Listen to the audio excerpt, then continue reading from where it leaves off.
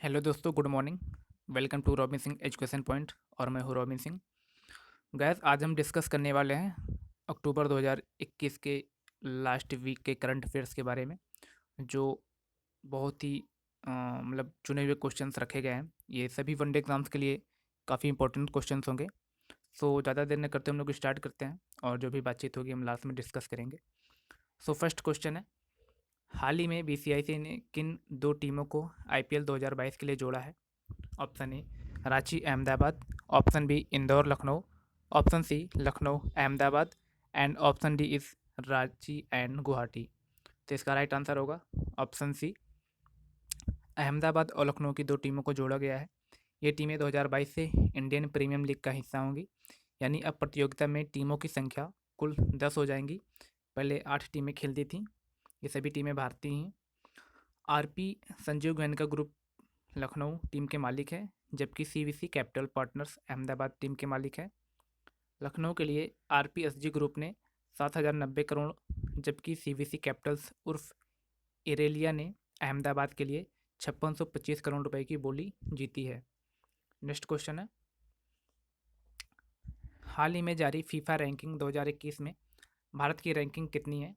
Option A 104, option B 106, option C 102 and option D 108। तो इसका right answer होगा option B. FIFA ranking 2021 में भारत 106वें स्थान पर है। टीम इंडिया की स्थिति एक स्थान ऊपर हो गई है। पिछले वर्ष यह स्थिति 107 रैंकिंग पर थी इंडिया की। फीफा का फुल फॉर्म होगा federation international D football association. Sunil Chhetri की अगुवाई वाली टीम की save SAFF south Asian football federation ने चैंपियनशिप 2021 में जीत के बाद इसने 106वां स्थान हासिल किया है। शिखर संघर्ष में टीम ने नेपाल को हराया है। फीफा रैंकिंग में बेल्जियम पहले स्थान पर, ब्राज़ील दूसरे स्थान पर और फ्रांस तीसरे स्थान पर है। नेक्स्ट क्वेश्चन है, हाल ही में किसके द्वारा इनोवेशन फॉर यू डेजी बुक लॉन्च की गई है? Option A RBI, option B NITI Aayog, option C ministry of education and option D ministry of tourism. तो इसका राइट आंसर होगा ऑप्शन बी नीति आयोग। नीति आयोग के अटल इनोवेशन मिशन ने विभिन्न डोमेन में अटल इनोवेशन मिशन के तहत स्थापित स्टार्टअप की सफलता की कहानियों को प्रदर्शित करने के लिए इनोवेशन फॉर यू नामक एक नई डिजिटल बुक लॉन्च की है।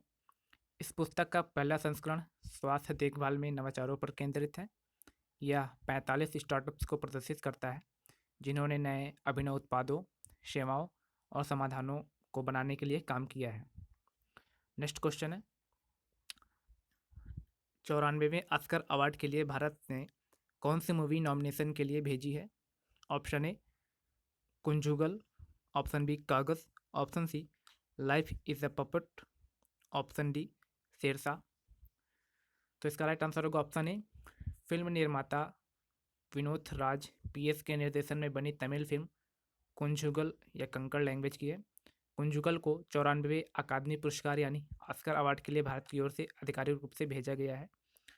इस बार ऑस्कर अवार्ड में भेजने के लिए मलयालम फीचर नयाट्टू, तमिल फिल्म मंडेला, सूर्य सरकार की सरदार उधम, विद्या बालन स्टार्टर शेरनी, फरहान अख्तर की तूफान, कैप्टन विक्रम बत्रा की बायोपिक शेरशाह सहित कुल 14 फिल्में शॉर्टलिस्ट की गई थी।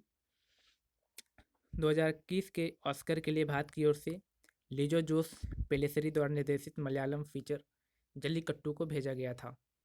नेक्स्ट क्वेश्चन है, हाल ही में राइटिंग फॉर माई लाइफ प्रकाशित हुआ। इस पुस्तक के लेखक कौन है? Option A Vikram Seth, option B Ruskin Bond, option C Chetan Bhagat and option D Neeraj Singh. तो इसका राइट आंसर होगा ऑप्शन बी। इस पुस्तक के लेखक हैं Ruskin Bond. Writing for my life, इसमें रस्किन बॉन्ड की कुछ सबसे अनुकरणीय कहानियाँ, निबंध, कविताएँ और यादें शामिल हैं। इस संकलन को the best of Ruskin bond शीर्षक वाले बॉन्ड के पहले संकलन के 25 साल बाद जारी किया गया है। इस संकलन के लिए चयन स्वयं बॉन्ड और उनकी संपादक प्रेमिका गोस्वामी ने किया है। रस्किन बॉन्ड ब्रिटिश मूल के एक भारतीय लेखक हैं। उनका पहला उपन्यास the room on the roof है। सो नेक्स्ट क्वेश्चन है, हाल ही में किस भारतीय मूल की अमेरिकी को जो बाइडेन की स्टाफ सचिव नियुक्त की गई हैं? ऑप्शन ए मेघना Shah, option B Mahira Dubey, option C Neera Tanden and option D Geeta Dutt. तो इसका राइट आंसर होगा ऑप्शन सी। भारतीय मूल की अमेरिकी नीरा टंडन को राष्ट्रपति जो बाइडेन का स्टाफ सचिव नियुक्त किया गया है। नीरा टंडन इस पद पर आसीन होने वाली पहली भारतीय अमेरिकी होंगी। इससे पहले मई माह में नीरा को जो बाइडेन का वरिष्ठ सलाहकार नियुक्त किया गया था। अब नीरा के पास राष्ट्रपति बाइडेन के सभी दस्तावेजों का नियंत्रण रहेगा। नेक्स्ट क्वेश्चन है, हाल ही में प्रधानमंत्री नरेंद्र मोदी 29 अक्टूबर को विदेश दौरे पर जाएंगे। उनका यह दौरा कहाँ प्रस्तावित है? Option A Britain Italy, option B Japan South Korea, option C America Canada, option D Bangladesh Sri Lanka. So right answer is option A. प्रधानमंत्री नरेंद्र मोदी 16वें G20 शिखर सम्मेलन में भाग लेने के लिए 29 अक्टूबर को इटली गए। यह 8वां G20 शिखर सम्मेलन होगा जिसमें मोदी भाग लेंगे। G20 अंतर्राष्ट्रीय आर्थिक सहयोग के लिए प्रमुख वैश्विक मंच के रूप में उभरा है। भारत पहली बार 2023 में G20 शिखर सम्मेलन की मेजबानी करने वाला है। प्रधानमंत्री नरेंद्र मोदी 31 अक्टूबर को COP26 क्लाइमेट चेंज समिट में भाग लेने के लिए ग्लासगो इंग्लैंड जाएंगे। इस बार की थीम पीपल प्लैनेट प्रॉस्पेरिटी रखी गई है। ये COP26 की थीम है। नेक्स्ट क्वेश्चन है, हाल ही में चीन द्वारा किस उपग्रह का सफल प्रक्षेपण किया गया जो अंतरिक्ष मलबे को कम करने वाली प्रौद्योगिकियों का परीक्षण और सत्यापन करेगा? Option A Tianwen 12, option B Gaofen 7, option C Shijian 21, option D माइक्रोटेन 6। तो इसका राइट आंसर होगा ऑप्शन सी। सिंजियान 21 नाम के इस उपग्रह को लॉन्ग मार्च 3B वाहन रॉकेट की मदद से लॉन्च किया गया है और यह सफलतापूर्वक निर्धारित कक्षा में प्रवेश कर गया है। इस उपग्रह का उपयोग मुख्य रूप से अंतरिक्ष में मलबे को कम करने वाली टेक्नोलॉजीज के परीक्षण और सत्यापन के लिए किया जाएगा। दरअसल अंतरिक्ष में बड़ी संख्या में सैटेलाइट का मलबा मौजूद है। नेक्स्ट क्वेश्चन होगा, हाल ही में कौन सा राज्य ODF और हर घर बिजली प्रदान करने वाला राज्य बन गया है? Option A Kerala, option B Karnataka, option C Goa and option D Sikkim. So इसका राइट आंसर होगा ऑप्शन सी। सूचना और प्रसारण मंत्री अनुराग ठाकुर ने हाल ही में गोवा को बधाई दी क्योंकि गोवा ने ODF और हर घर में बिजली प्रदान करने का लक्ष्य हासिल किया।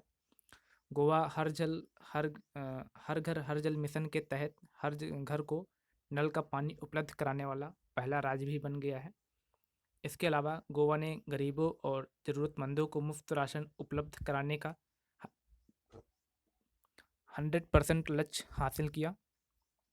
इसने सभी योग्य लोगों को कोविड-19 टीकाकरण की पहली खुराक भी दे दी है। तो इसका राइट आंसर होगा जाएगा गोवा। नेक्स्ट क्वेश्चन है, जर्मन बुक ट्रेड 2021 का शांति पुरस्कार किसे दिया गया?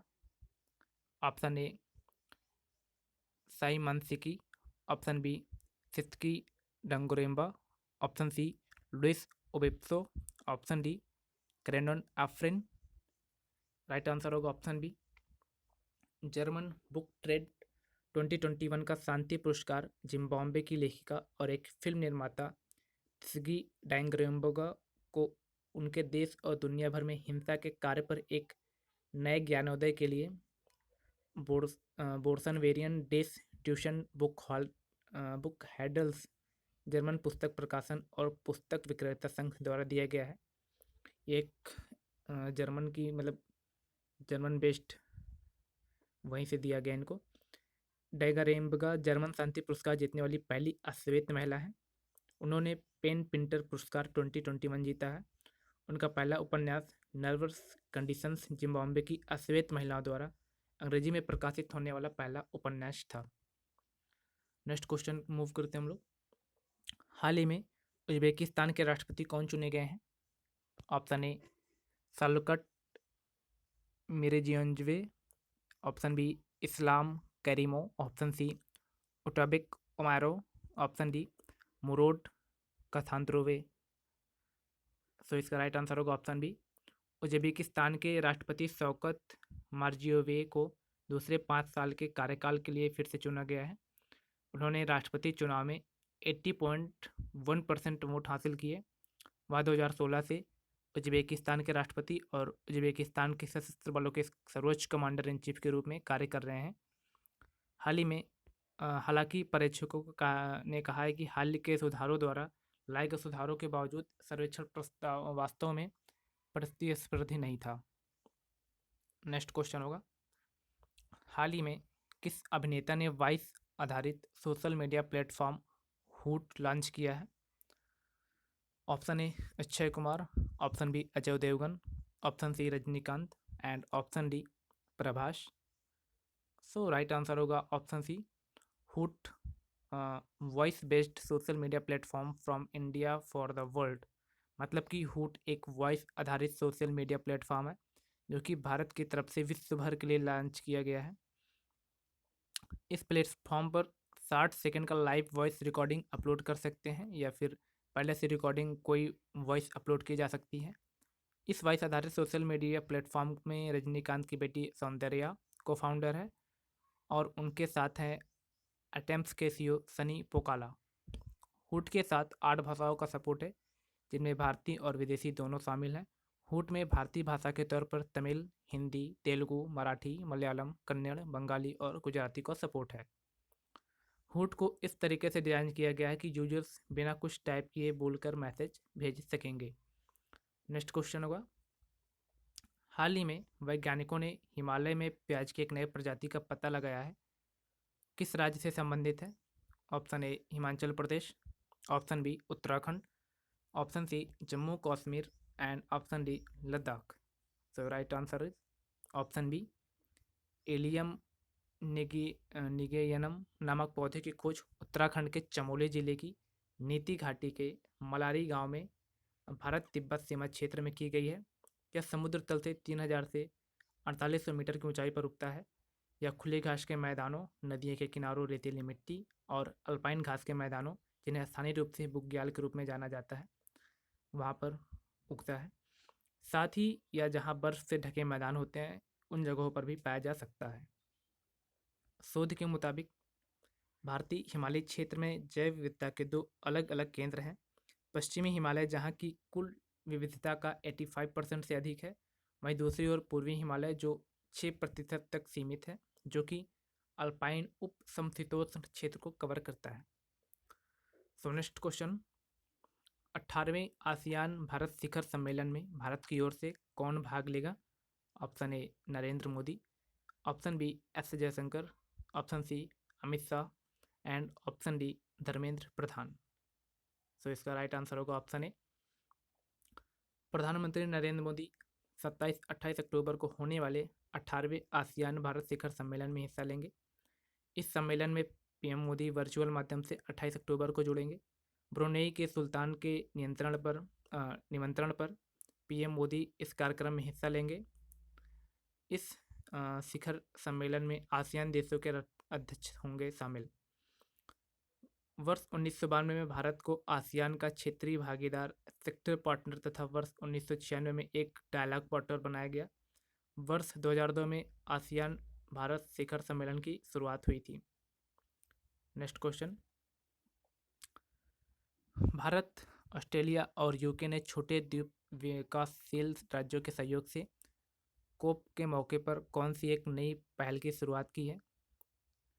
Option A IRIS, option B MAGA, option C unite for world, option D trade. So right answer is option A. Bharat, Australia और यूके ने छोटे द्वीप विकासशील राज्यों स्मॉल आइलैंड डेवलपिंग स्टेट्स के सहयोग से पार्टियों के सम्मेलन के मौके पर एक नई पहल स्टार्ट की है, infrastructure for regional island state में आइरिस शुरू करने की योजना बनाई है। तो बेसिकली मतलब ऑप्शन ए में iris, infrastructure for regional island state. Iris मंच का उद्देश्य एक ऐसा बुनियादी ढांचा तैयार करना है जो आपदाओं का सामना कर सके और द्वीप राष्ट्रों में आर्थिक नुकसान को कम कर सके। आइरिस पहल को ऑस्ट्रेलिया, भारत और यूके से $10 मिलियन के शुरुआती फंड के साथ लॉन्च किया जाएगा। 2021 को संयुक्त राष्ट्र जलवायु परिवर्तन सम्मेलन COP26 31 अक्टूबर से 12 नवंबर 2021 तक होने वाला है। यह ग्लासगो इंग्लैंड में होगा, स्कॉटलैंड में होगा। India, next question is go green योजना बैटरी से चलने वाले वाहन खरीदने पर मिलेगी सब्सिडी। यह गुजरात के द्वारा स्टार्ट किया गया एक इनिशिएटिव है। हाल ही में किस मुख्यमंत्री ने गो ग्रीन योजना शुरू की है? तो option A Hemant Soren, option B Nitish Kumar, option C Bhupendra Patel, option D Shivraj Singh Chauhan.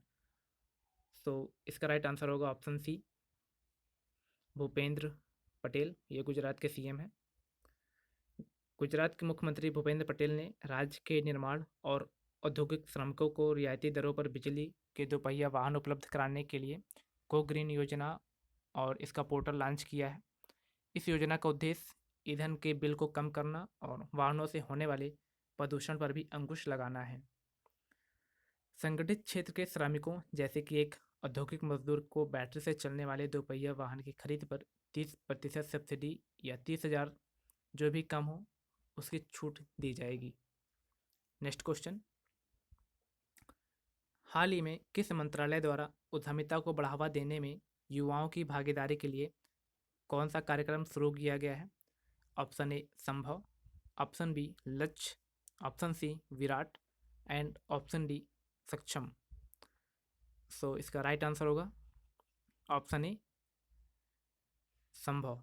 सूक्ष्म लघु और मध्यम उद्यम मंत्रालय, ministry of micro small and medium enterprises MSME ने उद्यमिता को बढ़ावा देने में युवाओं की भागीदारी को बढ़ावा देने के लिए एक राष्ट्रीय स्तर पर जागरूकता कार्यक्रम संभव शुरू किया है।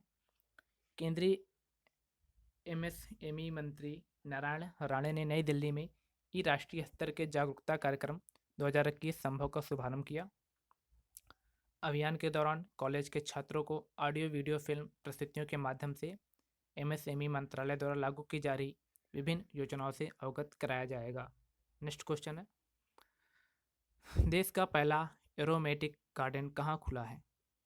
Where is the country first aromatic garden opened? Shimla Himachal Pradesh, Lalkuan Uttarakhand, Jaipur Rajasthan and Bhagalpur Bihar. So right answer is option B. 24 अक्टूबर 2021 को उत्तराखंड के हल्द्वानी में लाल कुआं के वन अनुसंधान केंद्र में महाराष्ट्र की वन टच एग्रीकॉन संस्था की संचालिका वीणा राव और प्रदेश के मुख्य वन संरक्षक संजीव चतुर्वेदी ने संयुक्त रूप से देश की पहली सुरभि वाटिका एरोमेटिक गार्डन का उद्घाटन किया। इसके बनने से प्रजातियों के संरक्षण, शोध, जागरूकता बढ़ाने में मदद मिलेगी। इसके अलावा आजीविका से जुड़े कार्यों में यह मददगार साबित हो सकेगी। वाटिका को 9 हिस्सों में तैयार किया गया है। यहाँ कई पौधे पर्यावरण प्रदूषण को कम करने, वायुमंडल में ऑक्सीजन की मात्रा बढ़ाने और आसपास के वातावरण को सुगंधमय बनाने के उद्देश्य से लगाए जा रहे हैं। भविष्य में सुगंध प्रजातियों के पौधों को लाल कुआं और आसपास के क्षेत्रों में भी बांटा जाएगा। नेक्स्ट क्वेश्चन होगा, भारतीय मूल की किस महिला को कनाडा का रक्षा मंत्री बनाया गया है? Option A Neera Tanden, option B Anita Anand, option C सियाला बर्मन, option D Priti Patel. So right answer is option B. Bharat कनाडाई अनीता आनंद कनाडा की राष्ट्रीय रक्षा मंत्री नियुक्त होने वाली दूसरी महिला बन गई, क्योंकि प्रधानमंत्री जस्टिन ट्रूडो ने अपने नए मंत्रिमंडल की घोषणा की है। ओटावा के रिड्यू हॉल में एक समारोह में गवर्नर जनरल मैरी ने साइमन ने मंत्रियों को शपथ दिलाई। वहाँ 1990 के दशक में किम कैम्पबेल के बाद रक्षा मंत्री के रूप में सेवा करने वाली पहली महिला है। नेक्स्ट क्वेश्चन, हाल ही में किस राज्य ने सबसे टिकाऊ परिवहन प्रणाली वाले शहर के लिए पुरस्कार जीता है? Option A Maharashtra, option B Karnataka, option C Tamil Nadu and option D Kerala. So right answer is option D Kerala. हाल ही में केरल ने सबसे टिकाऊ परिवहन प्रणाली वाले शहर का पुरस्कार जीता है। यह पुरस्कार दिल्ली में केंद्रीय आवास और शहरी मामलों के मंत्री हरदीप सिंह पुरी द्वारा प्रदान किया जाएगा। यह पुरस्कार भारत के विभिन्न राज्यों और केंद्र शासित प्रदेशों में परिवहन सुविधाओं के लिए भी दिया जाता है। नेक्स्ट क्वेश्चन, जलवायु प्रौद्योगिकी निवेश के मामले में दुनिया में शीर्ष देश कौन शामिल है? Which is the world top country in terms of climate technology investment? Option A America, option B China, option C India and option D Japan. So right answer is option A. जलवायु परिवर्तन से जुड़े खतरों से निपटने के लिए दुनिया भर के देश ग्लासगो में कोप का आयोजन किया जाएगा। ग्लासगो में कॉन्फ्रेंस ऑफ पार्टीज की 26वीं सालाना बैठक से ठीक पहले इन खतरों से निपटने की दिशा में विभिन्न देशों के प्रयासों को लेकर रिपोर्ट सामने आई है।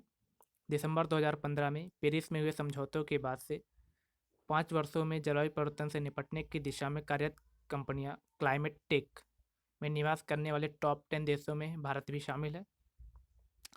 वैश्विक स्तर पर जलवायु प्रौद्योगिकी कंपनियों में उद्यम पूंजी निवेश पेरिस समझौते के बाद से काफ़ी बढ़ा है, जिसमें अमेरिका और चीन 2016 और 2021 के बीच क्रमशः 48 अरब डॉलर और 18.6 अरब डॉलर के निवेश के साथ शीर्ष 10 देशों में सबसे आगे हैं। वहीं स्वीडन 5.8 अरब डॉलर के साथ तीसरे स्थान पर, जबकि 4.3 अरब डॉलर के साथ ब्रिटेन चौथे स्थान पर है। नेक्स्ट क्वेश्चन, AIIB के बोर्ड ऑफ गवर्नेंस की 6ठी वार्षिक बैठक में इनमें से कौन भारत की ओर से भाग लिया है?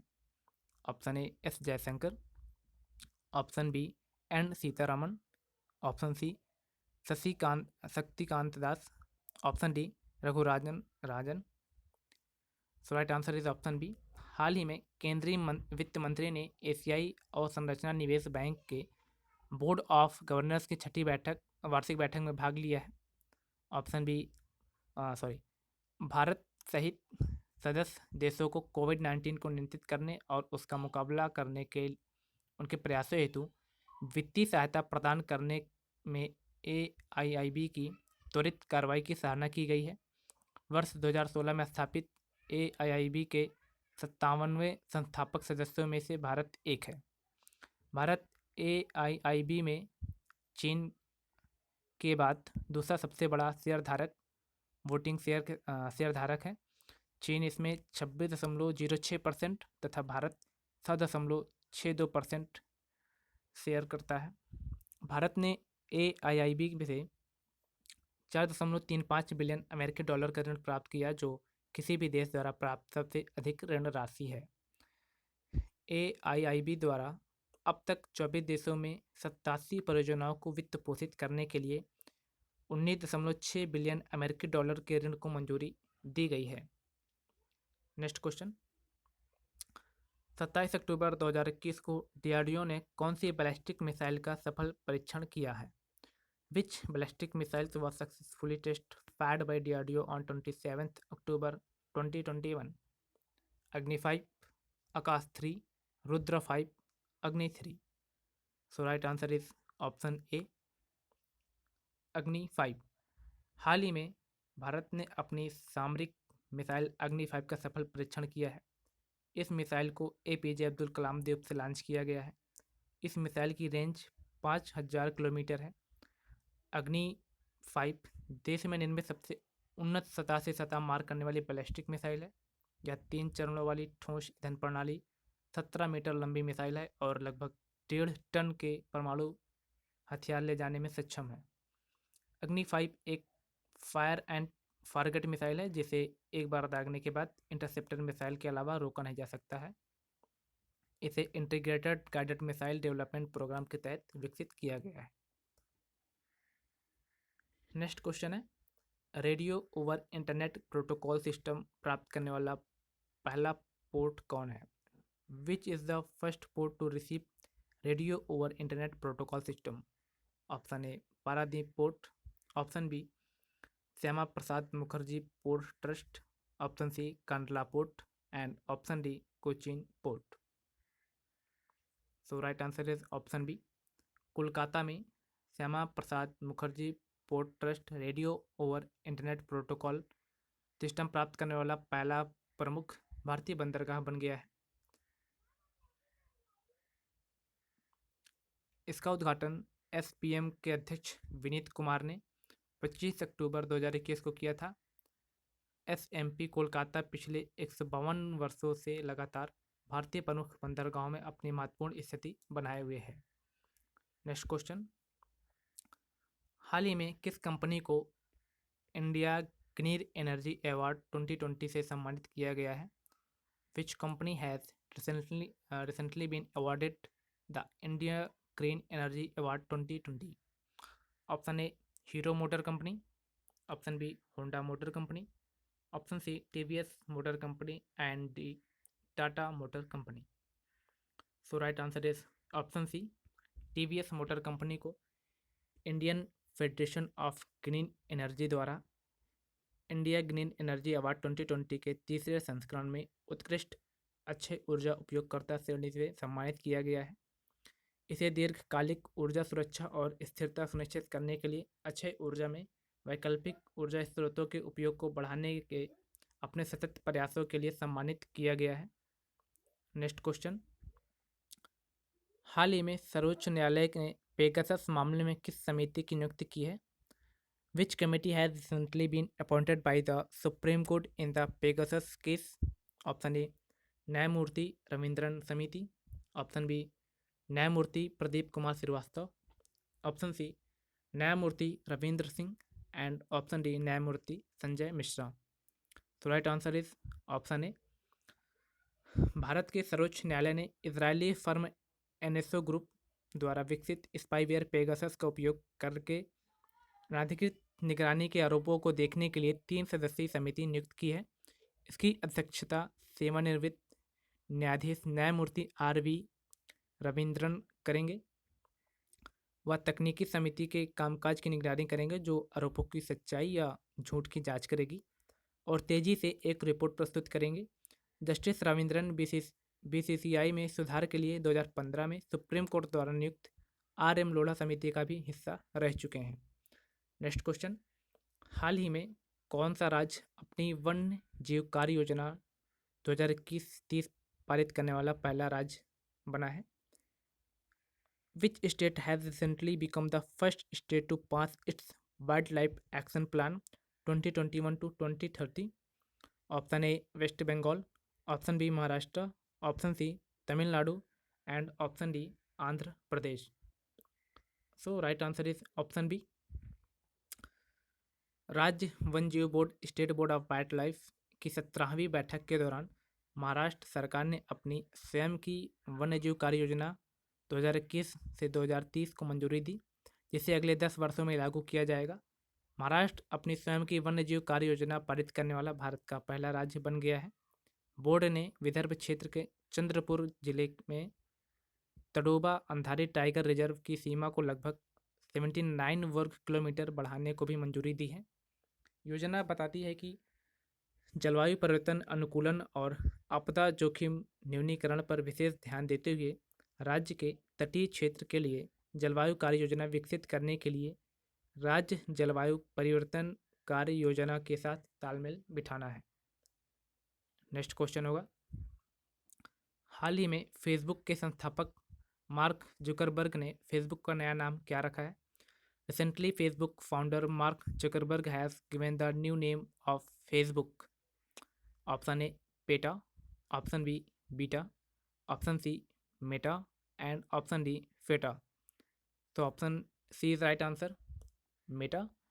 मेटावर्स एक साझा वर्चुअल एनवायरनमेंट के निर्माण पर केंद्रित एक रीब्रांड में फेसबुक का नाम बदलकर अब मेटा कर दिया गया है, जिसके लिए यह कहा जा रहा है कि यह भविष्य में मोबाइल इंटरनेट के लिए अधिक प्रभावशाली होगा। जिस योजना के लिए सबसे पहले वर्ष द्वारा नाम परिवर्तन रिपोर्ट किया गया, फेसबुक के लिए ये एक महत्वपूर्ण रिब्रांड है, लेकिन यह पहला नहीं है। 2019 में इसने कंपनी और उसके सोशल ऐप के बीच अंतर करने के लिए एक नया लोगो लॉन्च किया था। नेक्स्ट क्वेश्चन है, अक्टूबर 2021 में किस देश ने अपना पहला जेंडर एक्स पासपोर्ट जारी किया है? Option A Bharat, option B Britain and option C संयुक्त राज्य America and option D Canada. तो right answer is option C. अमेरिकी सरकार ने 27 अक्टूबर 2021 को उन लोगों के लिए एक्स जेंडर वाला पहला पासपोर्ट जारी किया जो खुद को पुरुष या महिला के रूप में नहीं पहचानते हैं या नॉन बाइनरी, इंटरसेक्स या जेंडर नॉन कन्फर्मिंग के रूप में पहचान करने वाले लोगों के लिए दस्तावेजों को अधिक समावेशी बनाने के लिए किया गया है। विभाग सभी पासपोर्ट आवेदकों को 2022 की शुरुआत तक विकल्प देने में सक्षम होगा। नेक्स्ट क्वेश्चन, अक्टूबर 2021 में स्वदेशी रूप से निर्मित भारत का कौन सा तटरक्षक जहाज को गोवा में कमीशन और राष्ट्र को समर्पित किया जाएगा? Which indigenously built coast guard ship of India was dedicated to the nation on 28 October 2021? Option A Arjun, option B Sarthak, option C Chetak and option D Mirage. So right answer is option B Sarthak. एक नया भारतीय तटरक्षक जहाज Indian coast guard ship सार्थक 28 October 2021 को राष्ट्र को समर्पित किया गया है। यह गुजरात के पोरबंदर में आधारित होगा। स्वदेश निर्मित जहाज को गोवा में भारतीय तटरक्षक बल के महानिदेशक के नटराजन द्वारा कमीशन किया गया था। ICGS सार्थक की कमान उप महानिरीक्षक MS सैयद के पास है और इसमें 11 अधिकारी और 110 पुरुष हैं। नेक्स्ट क्वेश्चन, हाल ही में कृषि उड़ान 2.0 योजना की शुरुआत किस मंत्री द्वारा की गई है? Which minister has recently launched Krishi Udan 2.0 scheme? Option A Jyotiraditya Scindia, option B Anurag Thakur, option C Kiren Rijiju and option D Piyush Goyal. So right answer is option A. हाल ही में केंद्रीय नागरिक उड्डयन मंत्री ने हवाई मार्ग से कृषि उपज की आवाजाही को सुविधाजनक बनाने के लिए कृषि उड़ान 2.0 की शुरुआत की। इसका उद्देश्य कृषि उपज और हवाई परिवहन के बेहतर एकीकरण एवं अनुकूलन के माध्यम से उत्पादों का उचित मूल्य प्राप्त करने तथा विभिन्न व गतिशील परिस्थितियों में कृषि मूल्य श्रृंखला में स्थिरता व लचीलापन लाने में योगदान देना है। इससे पहले उड़ान दिवस 21 अक्टूबर से पूर्व नागरिक उड्डयन मंत्रालय ने उड़ान योजना के तहत उत्तर पूर्वी भारत की हाई कनेक्टिविटी का विस्तार करते हुए 6 नए मार्गों को मंजूरी दे दी थी। नेक्स्ट क्वेश्चन, हाल ही में राज्यों ने वैक्सीन अभियान को तेज करने के लिए केंद्र से किस अभियान की बात की है? Recently which campaign has the state talk to the centre to speed up the vaccine campaign? Option A जहां स्कूल वहीं वैक्सीन, ऑप्शन बी जहां मतदान वहीं वैक्सीन, ऑप्शन सी हर दरवाजे पर दस्तक या option D none of this. So option C right answer, Har Ghar Dastak. केंद्रीय स्वास्थ्य मंत्रालय ने राज्यों और केंद्र शासित प्रदेशों को जिला स्तरीय योजना के साथ आने और खराब प्रदर्शन करने वाले जिलों में हर घर दस्तक अभियान शुरू करने के लिए कहा है। केंद्र सरकार ने राज्यों और केंद्र शासित प्रदेशों को उन क्षेत्रों में पूर्व स्थापित करने के लिए कहा है जहां पहली और दूसरी खुराक टीकाकरण कवरेज राष्ट्रीय औसत से कम है। कोविड-19 टीकाकरण अभियान को बढ़ाने के उद्देश्य से हर घर दस्तक अभियान शुरू किया जाएगा। अभियान के तहत वैक्सीन वैन की शुरुआत की जाएगी और दैनिक आधार पर व्यायाम की समीक्षा की जाएगी। सो गैस ये थे, फाइनली एंड हो गया हमारे क्वेश्चंस के। ये कुछ 34 क्वेश्चन थे जो लास्ट वीक अक्टूबर से बने हुए हैं। उम्मीद है कि ये आपके आने वाले एग्ज़ाम्स, वनडे एग्ज़ाम्स जो भी हैं, SSC GD या UPSI आने वाले लेखपाल के लिए, ये वनडे एग्ज़ाम्स के लिए मतलब सभी क्वेश्चंस इंपॉर्टेंट ही हैं। आप लोग इसे ज़रूर एक बार पढ़ लें। यदि वीडियो आपको अच्छा लगा तो इसे लाइक करें एंड अपने फ्रेंड्स के साथ शेयर करना ना भूलें। और हाँ, अपने सजेशंस जो भी हैं कमेंट बॉक्स में पोस्ट करें। मैं उसे पढ़कर जो भी मतलब होगा सुझाव आप लोगों का, उसे देखता हूँ। Thank you guys, love you all, take care, bye bye.